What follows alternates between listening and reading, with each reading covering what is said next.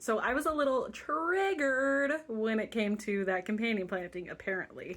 I didn't realize I had this many like feelings about it. But companion planting is fantastic. It works well for so many people and so many applications. The reason I'm choosing not to do it this year is because the last few years I've done it. Let me give you some context. I plant in ground and there's a ton of grass. There's a ton of weeds. I till. That's just how I do things. I would say my gardening style is a little more towards the Victory Garden because that's how I did this first plot when I started. And I've really just kind of progressed from there. I like it. It works for me. But so that's like some context of like what I'm working with. And every time I companion plant, or I would more so call it like interplanting, I have a 50-foot row and then I'll plant, like things together. Every time I do that, I am not able to weed it thoroughly and it just turns into a grassy mess. The only semi-successful time I've had is when I did the Three Sisters garden. I did a 2,000 square foot Three Sisters garden. It was massive. And the squash did do an okay job of suppressing the weeds, like an okay job. And before it got too big, I did get to go in there and weed a little bit, but most of the time it literally just becomes a giant grassy mess. I get yield from it. It's fine. It works, but it doesn't look good. And I just don't want to mess with it this year.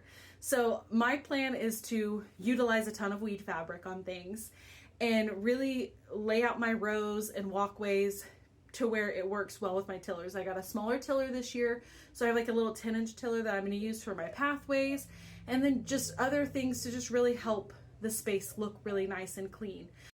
My favorite style of gardening, or at least what I like, is massive abundance. I like to see nice clean rows and lots of yields coming in. I want to get 40, 50, 100 pounds of things at a time. That's just what I like.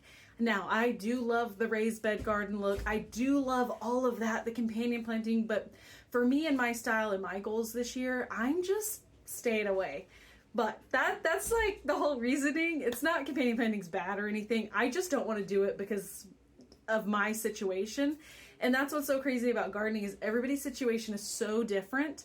And yeah, that's what I'm working with this year. And I just wanted to, I don't know, share my perspective because I was really triggered when I said that. Like didn't realize that I was that upset about it. But last year I had 3 50-foot rows that I planted peanuts and then interplanted green beans in between it.